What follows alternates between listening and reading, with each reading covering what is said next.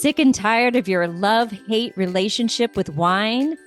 Welcome to the Feel It Alcohol-Free podcast. Hi, I'm Coach Ruby Williams. And I'm Coach Susan Larkin.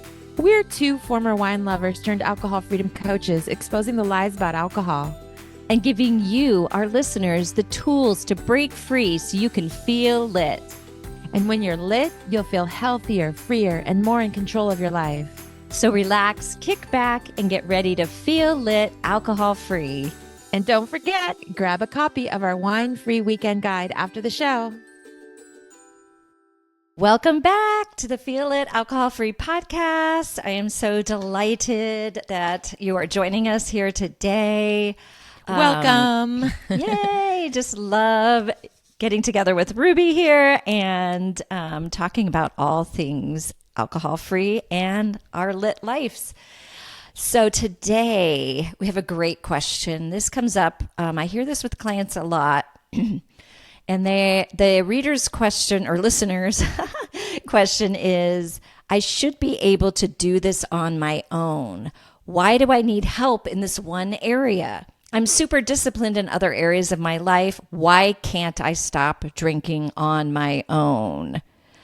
Ooh, I love this because, I hear in this question, and I had this too, there's a lot of shame there, like, especially when you're an accomplished woman, like you have an accomplished career, you exercise, you work out, you eat right, but this one area you can't get control of, and you're just so frustrated, but you're also embarrassed, and you feel like embarrassed to ask for help and shameful, right? Mm-hmm. Yeah, I really relate. Yeah. And this couldn't be further from the truth. Really, asking for help actually makes you stronger. Think of the other areas in your life that you've asked for help with. Like maybe you have a personal trainer, you go to a gym, where they have curated classes for you, or, there's nothing wrong with needing help, and actually asking for help is one of the best things you can do for yourself because nobody has it all figured out. Yeah. So what do you think, Ruby? I really, truly relate to this listener's question because that was my story too. Like, why didn't willpower work? I tried for probably 7 years on my own, and I would try, different rules around alcohol. I would try, for example, I remember only buying half bottles of wine for a while and saying, oh, I can have a whole bottle, but it's a half bottle, I tried tricking. I tried not drinking during the week. That didn't work. I tried, because as soon as I had a stressful day at work, I would end up doing that, drinking wine to relieve stress, because that was probably my number one, coping tool for stress. And, yeah. So again, I want to say 7 years, I think, is the average for women to try something on your own and keep thinking a different, what is that phrase? Doing things over and over again the same way and expecting a different outcome. Yeah, it's the definition of insanity. Insanity, right? And that's what it felt like. It felt like I was going insane because I couldn't figure this out on my own. And it was very lonely too. And I also relate with that, if that's happening to you or the listener who wrote in this question, but it gets very lonely and isolating. And so we came up with a few ideas, but I want to hear your story first, Susan. How do you relate to this question? Yeah, I don't know if I thought about it in terms of willpower, but I thought of myself as a very disciplined person. I was a person who would get up and work out, even if I was tired, even if I was hungover. And I was a very disciplined person, but I couldn't get into a discipline around my drinking. Again, like you, I made rules, but I would break them. And I would just be like, I was like, what is wrong with me? I don't eat 5 pieces of cheesecake. Why do I have 4 glasses of wine? Why can't I stop? I can stop after one dessert. Why can't I stop after one glass of wine? And, so actually thinking of a coach around your alcohol is like kind of thinking or your alcohol use is thinking about like a personal trainer for your brain. I 'Cause love it's that. Actually, yeah, because it's really, I always say it's more about your thinking than your drinking. And so Ruby and I came up with 6 reasons why hiring a coach can help you with your drinking, to help you change your relationship with alcohol, to help you get the freedom that you are looking for. And again, like a personal trainer, way back in 2011, I joined a gym, a women's gym. It was called Tough Girl, and it helped me change the way I think about health, a healthy weight, about my body, about exercise, exercising to be fit and to be strong versus to be skinny. Like their theme was, be more, not less, like to be powerful. That's why it's called Tough Girl. And that thinking just changed the way I even look and think about exercise in such a profound way, and really helped me think about my body. And I had a little bit of body dysmorphia. I've had eating disorders in the past, and like getting this, boutique type of exercise studio, which is like hiring a personal trainer. It's a group exercise, but there's very small groups. It was hiring a personal trainer. And through doing the work in that gym, I learned and changed the way I think about exercise. And it can be the same with uncovering your limiting beliefs that are keeping you stuck. So I would say that is reason number 1, is that coaches, we are trained and experienced practitioners in techniques to help you recognize the thoughts and beliefs that are keeping you stuck, and to help you rewire your thoughts. Our brains, as we've talked before on the podcast, have neuroplasticity, and they can change. You don't have to be stuck in the behaviors you don't desire. I agree. That's number 1. Yes, Number we 1. are rewiring the brain. And yes, a coach can definitely help you. I'm going to say number 2, the reason, the truth is hiring a coach can help you with accountability and really setting goals that can reignite your determination. So accountability is really key. And I hear this all the time with clients, is that they really need that accountability piece, meeting, say once a week. And we talk about what worked in the week or what's coming up in the next week that we can kind of get an advance on. We set like small goals. Maybe it's one day at a time, but I might extend it. I'm there to extend it and say, let's try 2 days, and then let's try a week, so setting goals is so important with intention. What you focus on is where you're going to go. And so a coach can help you with this accountability piece. So important. If you've ever taken like the 4 tendencies quiz, some people need external, accountability. I'm that way. Susan and I were just talking this week, like I have all these accountability buddies, because that is how, I can find success. If I have to just do it all on my own, which is proven with my alcohol-free journey. I just stick at 7 years of I'll do it tomorrow. I'll do it on Monday. I'm making excuses. So accountability and goal setting is, I would say, number 2 on our list. Yeah. And I love the word determination. That just is, that's a badass word, right? You dig into your determination and your badassery. And I relate to that as well. Like when I had a moment, day 89, I'll never forget it, when I definitely had the urge to drink, I had an accountability buddy in my group that I was going through in my journey. And that kept me from drinking, honestly. It was like, I'm not going to let that person down. I would let myself down, but I didn't want to let them down, which is so interesting, right? Yeah. And number 3, I'm going to say is, I love this. So I think my superpower I don't know if I told you this, Susan, is I'm a hope superpower. I have so much hope when I am with a client or anybody that's struggling around this. I can see their success. I can see if they keep working at this. So I am a cheerleader. When your doubt creeps in, or a client's doubt creeps in, I even have pom-poms. So if you're watching on YouTube, but I am literally a cheerleader. Oh, you've got your pink ones. Cool.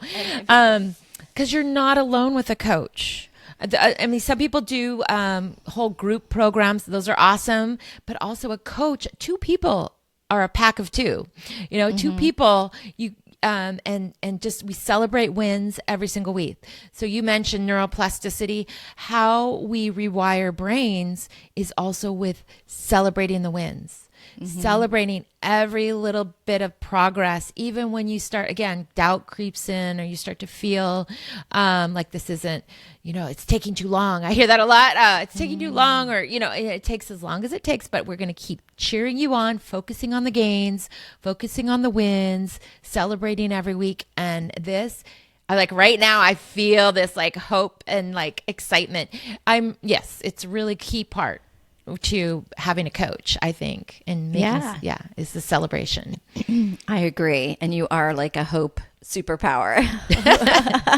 You exude hope. I love that. I love cheering my clients on. That is probably my favorite thing. And my husband will walk by, hear me cheering somebody on, and he's like, "Oh, you're such a cheerleader." But I guess I'm going to say for number 4, a coach is like your support system, your emotional support system. And there's 2 factors to that. One is allowing you to really get honest with one other person about your drinking, like really honest. And I've had clients go, "Yeah, I don't think I've ever told anyone this." Wow. And just the dispelling of that, like that dispels so much shame. As we say, shame cannot survive in the light. And when you bring it out in the light and you can't tell me anything that would shock me, or, you know what I mean? And you too, Ruby. It's like, no, you can never disappoint me as your coach. It's like, whatever happens, I am here for you. We work with whatever's going on. So just really getting honest about what's going on, because if you got to be honest for us to really get down to the deep things that are keeping you stuck, and support when you are stuck, because change is hard. We know as coaches that we are leading you into change. We are trained to hear that, our brain doesn't like change. And so your brain will start throwing up resistance. We're trained in the resistance archetypes, the things that are going to, that may come up for you that have you resist the change, and we can help you work through those and also help you adopt self-compassion practices, because that is key. You cannot hate yourself or beat yourself up into a better place. So just that emotional support system, getting honest, dealing with resistance, and really encouraging you to go back to a place of self-compassion. I love that so much, Susan. And I also hear that. I've never told anybody else this. And because it's, first of all, coaching is confidential. It's a safe space. It's unique to you. Whatever you bring to the table is what we're going to work on. And as coaches, why you might need a coach, number 5 on our list, is that we have the knowledge, the expertise, all the tools in our back pocket. You have someone on your team that's been there. So you might have like a therapy appointment, and therapists aren't allowed, I think, I'm not a therapist or a psychologist, but to actually share their stories. And we can actually say, as a coach, as an alcohol freedom coach, I've been there. I remember that. I remember at day 89, having a really strong cravings, and we can just really relate. But I want to just emphasize the knowledge, the skill, the expertise, and to help you find a new perspective. Because as Susan said, this change, you have to be aware of awareness is first, it's always going to be first. And then Awareness. we can change with the liminal process of changing your thinking. And we have the knowledge as coach. We're senior coaches who've helped many hundreds of people. So we have that knowledge and expertise and tools to a back pocket. I like the tools in my back pocket so we can, pull them out for you. So many tools. Yeah. Yes. And so like if that one doesn't work, okay, please tell me. I love it when clients, come back and go, nah, I didn't really like tapping. That's not going to work for me. I'm like, okay, great. Here's another one. Here's another one. Be honest. I always tell them, be honest with me. If I give you a resource and you try it and you're like, it's like, don't worry. I've got a plethora of tools. It's like, let me open up my treasure trove and we'll keep pulling them out like Mary Poppins until the right one works for you. Right. Yeah, so good, so good. And I love what you said about having a new perspective. Yeah, keeping you focused on that. And I guess for number 6, I would say helping you prepare for long-term success. Because when I work with gray area drinkers, they can get stopped, but a lot of times they don't stay stopped.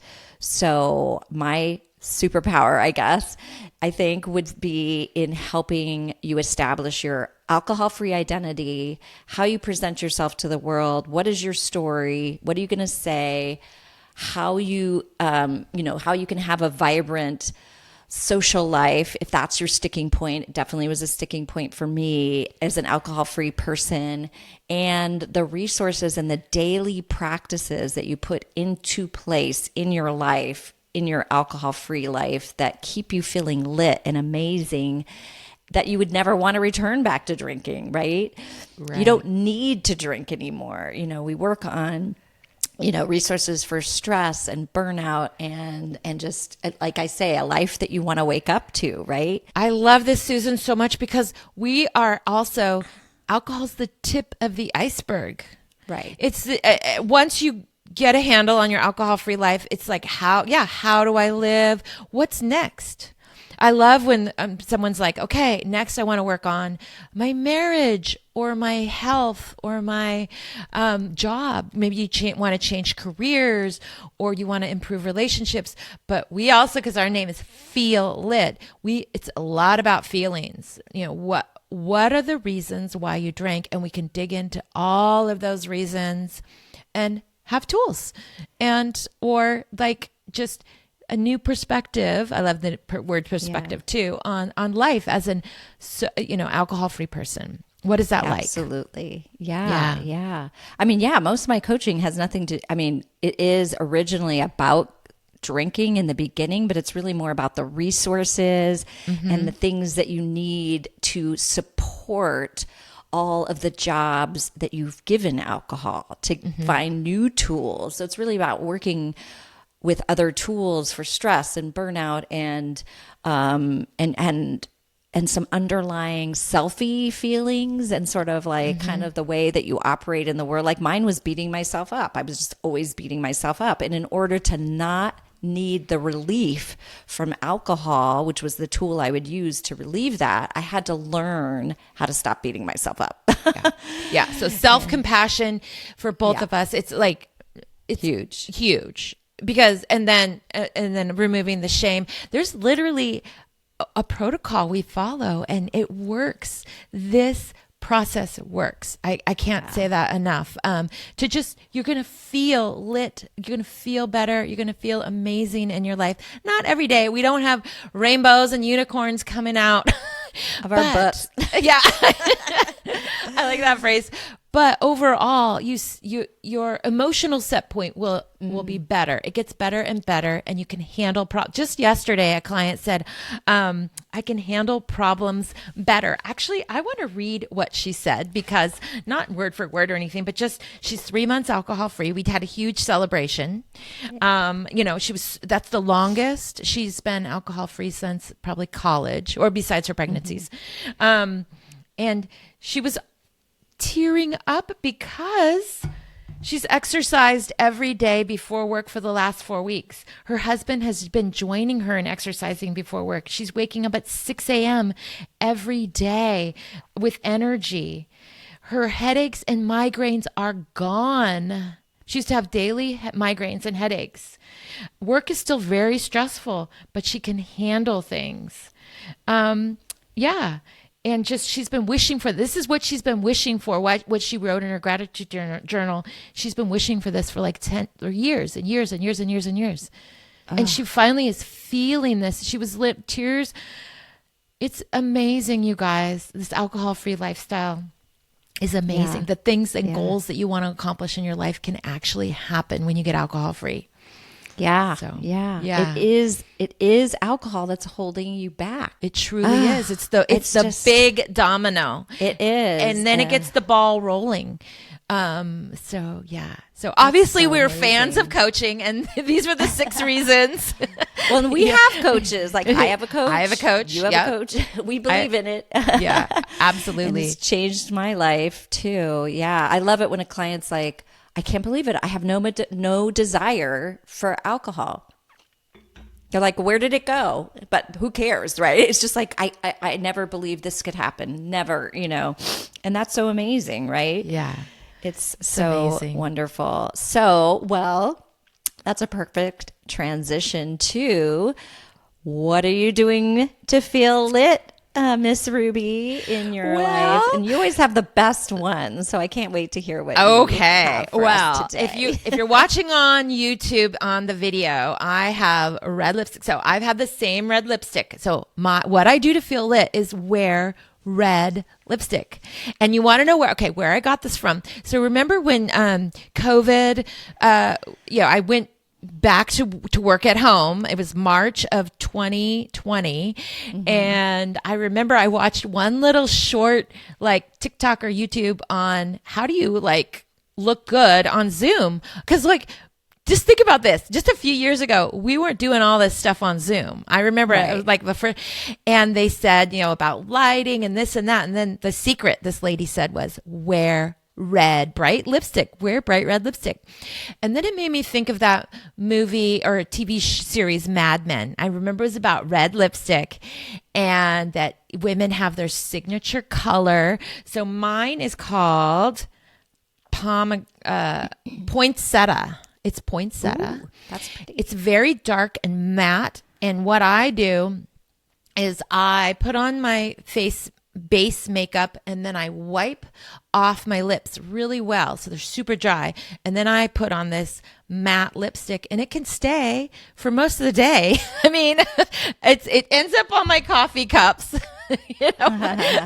But why? Okay, red lipstick to me is empowerment. It uplifts me.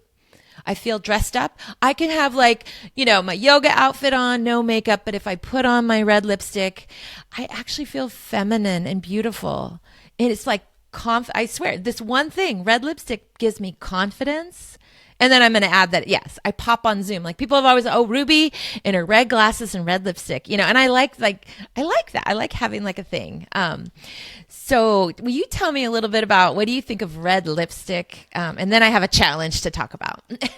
Oh, I've never been a red person just because I feel like I can't find the right color red. Like a blue base doesn't work for me. I need a yellow based red. And so my color I usually wear is more of a plummy mauve color. So the one I have on is called Brave, which I love. And I have it on right now, but I'm open to finding the right red lipstick and seeing if I can join you in the red lipstick club. All right. So this is a great segue. I want to do for our Facebook community a challenge where you go out. Unless you have a red lipstick or just a cheap one, and just try it. Even if you've said to yourself, I've never worn red lipstick, I'm not a red, I just wear like chapstick. But try it, and then take a selfie and post it on our Facebook community, you and red lipstick, and just say, how do you feel? Does it make you feel lit? Or maybe it feels uncomfortable at first.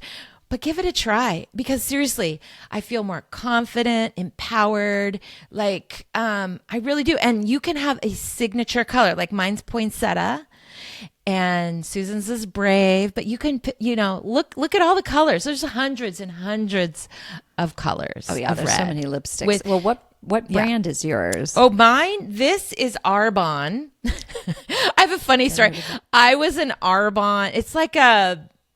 It's only through like home, like a Tupperware. It's like home. an MLM. Yeah. Yes. So I actually tried this in 2019 for a short period, and I love the products though, but I didn't really like the whole like selling thing. I don't know. Anyway, if you want to share, if you've done that too, give me a try. But it's called Arbonne. But I have lots of other lipsticks, and I love it.